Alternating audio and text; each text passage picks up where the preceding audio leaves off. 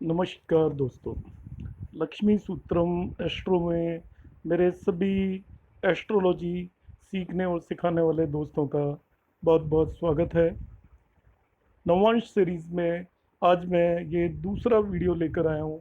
इस सीरीज़ में हम आगे बढ़ते हैं। तो प्रीवियस सीरीज़ में मैंने आपको बताया था हम किस तरीके से अलग अलग हाउसेस में प्लैनेट्स के प्लेसमेंट के बेस पर उनको क्या क्या नाम देते हैं और उनके किस तरीके के सिग्निफिकेशंस होते हैं। आज मैं एक दूसरी टेक्निक बताने वाला हूँ कि हम नवांश चार्ट के बेस पर कोई भी प्लैनेट किस तरीके के रिजल्ट देगा वो हम किस तरीके से प्रेडिक्ट करेंगे।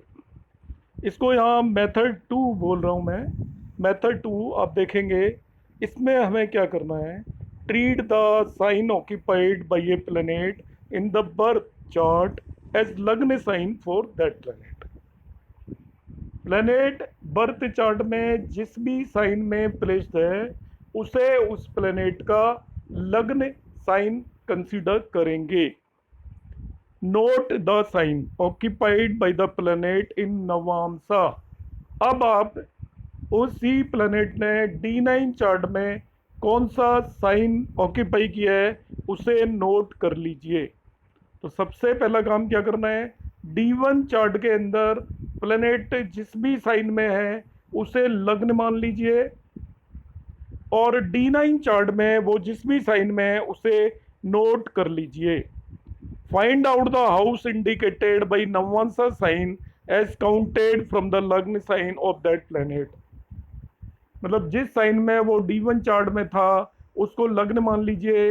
D9 चार्ट में वो जिस भी साइन के अंदर है वहां तक हम काउंट करेंगे। मतलब क्या है, इसको समझाने के लिए मैं यहाँ पर एक एग्जांपल ले रहा हूँ। एग्जांपल के लिए मैंने सन को एज ए प्लैनेट कंसीडर कर लिया है। ये मेरा D1 चार्ट है। तो सन 7 साइन में प्लेस्ड है, तो 7 साइन सन के लिए लग्न हो गया। अब दोस्तों आपको क्या करना है, दो काम करने हैं, बड़े ध्यान से समझिए इसे। अब देखिए D9 चार्ट के अंदर सन की क्या पोजीशन है। तो हम देखते हैं कि सन D9 चार्ट के अंदर भी 7 साइन में ही प्लेस्ड है। तो पहली चीज हमें काउंट करनी है, ध्यान से इस सेंटेंस को नोट कर लीजिए। D1 चार्ट में वो जिस साइन में प्लेस्ड है उससे उसकी पोजीशन देखनी है D9 चार्ट में वो किस साइन में चला गया है। तो हम यहाँ पर देखते हैं कि D1 चार्ट में जिस साइन में था उसी साइन में वो D9 चार्ट में भी चला गया है। ऐसे प्लैनेट को वर्गोत्तम प्लैनेट बोलते हैं। वर्गोत्तम प्लैनेट बेस्ट रिजल्ट देता है। अब आप कहेंगे बेस्ट रिजल्ट क्यों देता है, तो इसे ध्यान से समझें, क्योंकि वो अपनी लग्न में ही चला गया। मैंने बताया था कि D1 चार्ट में जो भी प्लैनेट जिस साइन में प्लेस्ड है वो उसकी लग्न हो गई, खुद की प्लैनेट की लग्न, और D9 में भी वो उसी साइन में चला गया, तो वो अपनी ही लग्न में चला गया और लग्न को वो स्ट्रेंथन कर रहा है। इसलिए वो प्लैनेट बेस्ट रिजल्ट देता है, चाहे वो डेबिलिटेटेड ही क्यों ना हो, एक्सोल्टेड हो या डेबिलिटेटेड हो। यदि एक प्लैनेट वर्गोत्तम हो जाता है, वर्गोत्तम का मतलब D1 चार्ट में वो जिस साइन में है और उसी साइन में वो D9 चार्ट में चला जाता है तो वर्गोत्तम हो जाता है, तो वो बेस्ट रिजल्ट देगा। दूसरी चीज क्या देखनी है, ध्यान दीजिएगा। पहली चीज तो हमने उसकी रिलेटिव पोजीशन देखनी है from its own position in D1। D9 में वो अपनी पोजीशन के रेस्पेक्ट में किस साइन में चला गया। इसी चीज को और थोड़ा सा एक्सप्लेन करने की कोशिश करता हूँ। बाय द वे वो यहाँ पर 7 साइन में है और D9 में भी 7 में ही आ गया। अब मैं इसकी जगह मार्स ले लेता हूँ आपको समझाने के लिए। तो मार्स को देखिए, मार्स D1 साइन के अंदर 7 साइन में प्लेस्ड है, तो मार्स की लग्न 7 हो गई। D9 चार्ट में ये 12 साइन में चला गया, तो ये आपका D1 चार्ट में अपनी पोजीशन से 6th साइन में पहुंच गया। आप देख लीजिए D1 में उसकी पोजीशन थी 7 साइन में है, तो इसकी लग्न मान लीजिए मार्स की 7। और अब आप D9 चार्ट में देखिए वो किस जगह पे चला गया, तो D1 की अपनी पोजीशन से वो 6th हाउस में चला गया है। तो 6th हाउस का हमें मालूम है क्या होता है, उसी तरीके से अब हम इसके रिजल्ट प्रेडिक्ट करेंगे कि अपनी पोजीशन से ये 6th हाउस में चला गया है।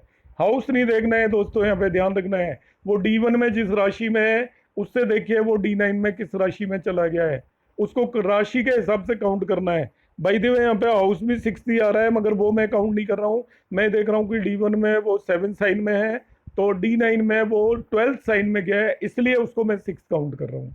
तो ये तो अपने आप से रिलेटिव पोजीशन देखनी है। दूसरी जो सबसे इंपॉर्टेंट बात है वो D1 की लग्न से भी उसकी रिलेटिव पोजीशन देखनी है। अब सन की बात करूं मैं तो D1 की लग्न 4 है और वो आपका D9 चार्ट में 7 में चला गया, तो अपने से 4th हाउस में चला गया है।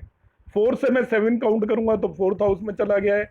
तो मैं सन की यदि बात करता हूं तो अपने आप से वर्गोत्तम हो गया और लग्न से 4th हाउस में चला गया, तो अपने आप से वर्गोत्तम हो और लगने से 4th मीन्स केंद्र या त्रिकोण में चला जाए तो बेस्ट रिजल्ट देगा।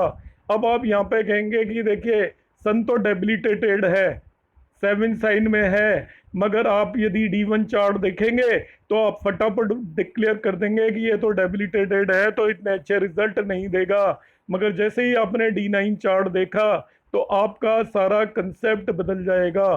सन अपने आप से वर्गोत्तम चला गया, इसलिए स्ट्रोंग हो गया, साथ में वो D9 चार्ट में अपने आप से लगने से केंद्र पोजीशन में गया है, केंद्र या ट्राइन की पोजीशन में जाएगा तो वो अच्छे रिजल्ट देगा।